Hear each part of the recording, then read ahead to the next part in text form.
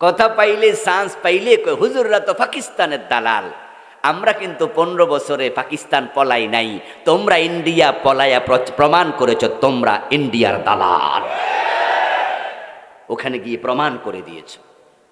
আমরা তো পাকিস্তান পলাইয়া যাই নাই, আমরা এদেশে ছিলাম, এদেশে আমরা আছি, লড়াই করে হলো এই দেশেই আমরা থাকবো ইনশাআল্লাহ। আল্লামা সাইদি রাহেমাহুল্লাহ, আল্লামা জুনায়েদ বাবু নগরী রাহেমাহুল্লাহ, মাওলানা মামুনুল হক সাহেব সহ এদেশের ইসলামপন্থী বড় বড় আলেম, ছোট আলেম, বড় আলেম, কৌমি, আলিয়া, ইসলামওয়ালায় মানুষগুলোকে তারা এমন জুলম করেছে। আল্লামা সাইদিকে তো 13 বছর জেল খাটিয়ে শেষ পর্যন্ত বিষ প্রয়োগে হত্যা করেছে। ওনার মৃত্যুটা স্বাভাবিক মৃত্যু ছিল না। পরিকল্পিতভাবে কাশিমপুর জেলখানা থেকে ওনাকে চিকিৎসার নাম করে হাসপাতালে নিয়ে পয়জনিং করে হত্যা করা হয়েছে। আজকের এই প্রোগ্রামে আমার আগে চমৎকার কথা বললেন আপনাদের এই শিবপুর থানার সম্মানিত ভারপ্রাপ্ত কর্মকর্তা।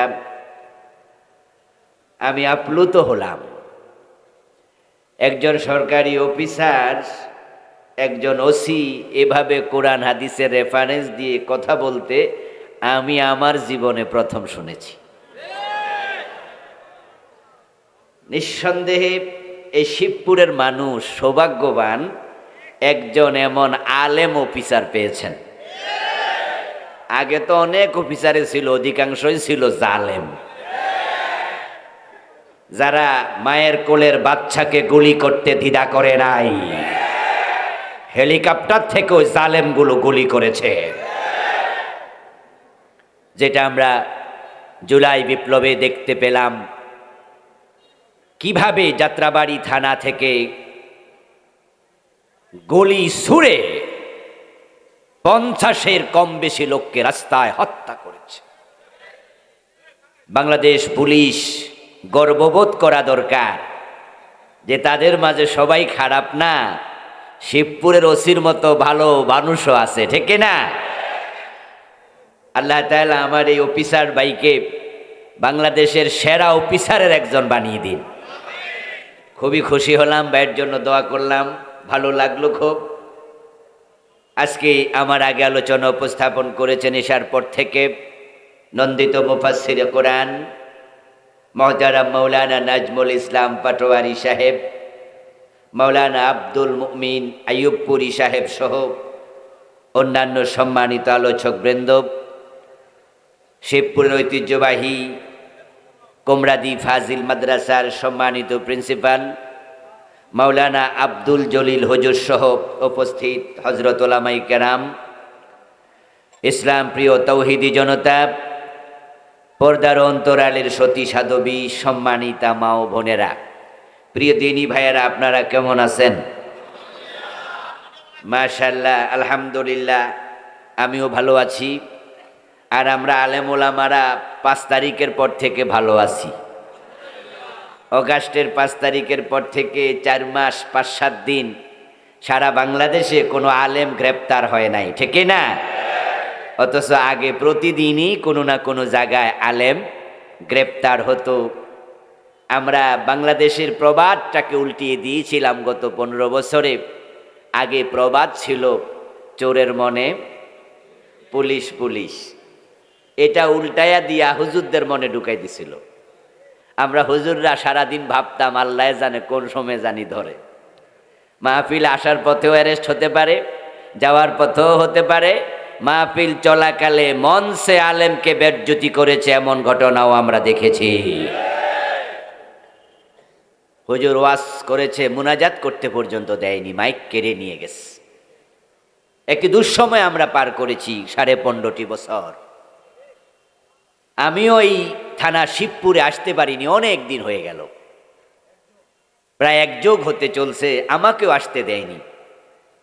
কোরআনের মাহফিলগুলো সারা দেশে বন্ধ করেছে অসংখ্য জায়গায়, এবং রাষ্ট্রীয় সার্কুলার করেছে তারা, প্রশাসনের অনুমতি ছাড়া কোনো মাহফিল করা যাবে না।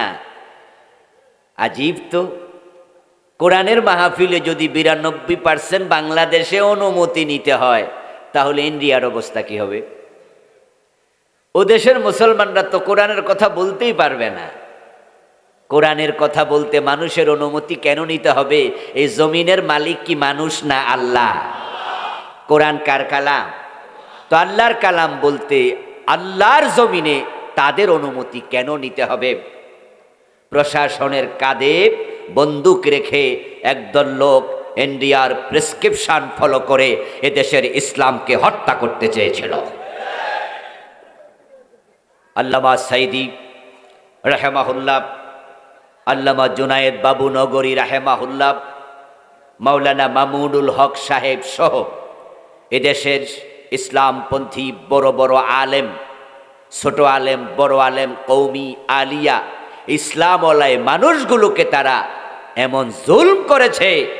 আল্লামা সাইদিকে তো 13 বছর জেল খাটিয়ে শেষ পর্যন্ত বিষ প্রয়োগে হত্যা করেছে। ওনার মৃত্যুটা স্বাভাবিক মৃত্যু ছিল না। পরিকল্পিতভাবে কাশিমপুর জেলখানা থেকে ওনাকে চিকিৎসার নাম করে হাসপাতালে নিয়ে পয়জনিং করে হত্যা করা হয়েছে। ওনার সন্তানরা ইতিমধ্যে দাবি করেছেন, শামীম সাইদি ভাই ফেসবুকে লিখেছেন, ভিডিও দিয়েছেন, ওনার হত্যার দিন সেখানে উপস্থিত আমিও ছিলাম। সকালবেলায় হুজুরকে যখন হাসপাতালে আনা হয়, তখনই ওনার 4 নাম্বার ছেলে নাসিম সাইদি ভাই উনি হাসপাতালে ছুটে গিয়েছেন। কারণ শামীম সাইদি ছিলেন আমেরিকায়, মাসুদ ভাই ছিলেন দেশের আপনার ঢাকার বাহিরে। 4 নাম্বার যিনি, প্রথম তো বুলবুল ভাই মারাই গেলেন, 4 নাম্বার জন হাসপাতালে গেলেন, কিন্তু মৃত্যুর আগ পর্যন্ত তাকে তার বাবার সাথে দেখা করতে দেয় নাই।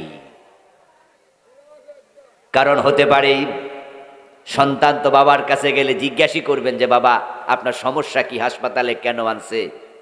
তখন তো থলের বিড়াল বেরিয়ে যাবে।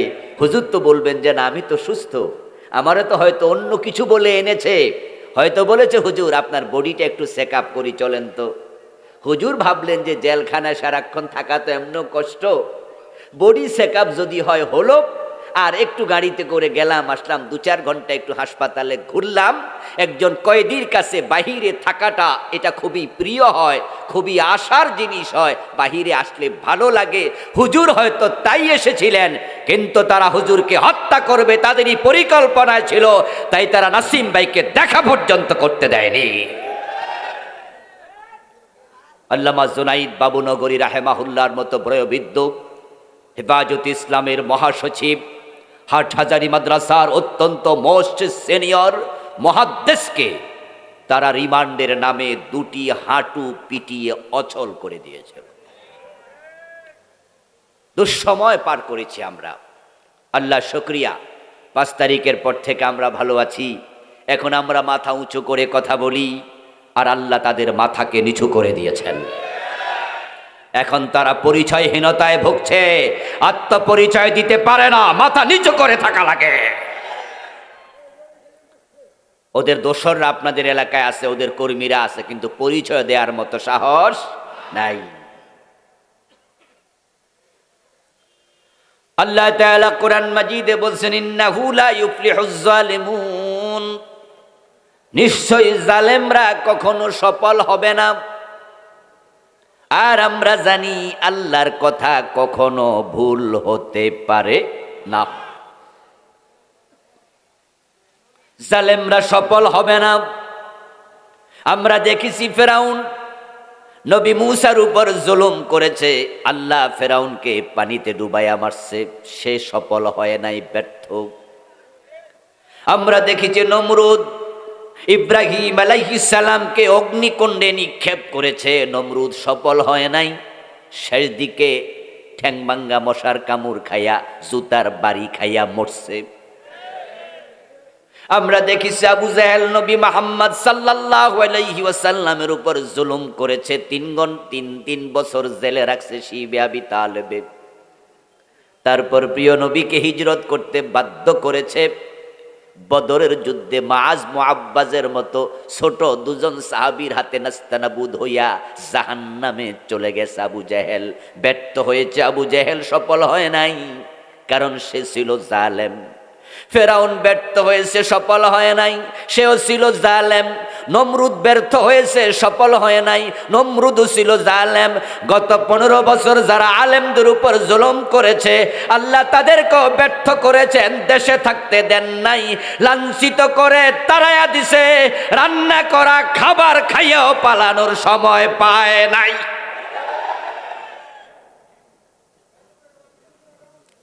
জালেম কখনো সফল হয় না। আর মাজলুমের সাথে আছেন আল্লাহ নিজে।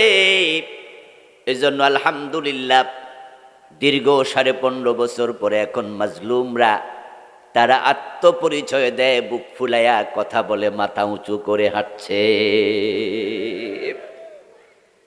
আজকের এই মাহফিলও এই মাজলুমদের বিজয়ের অংশ।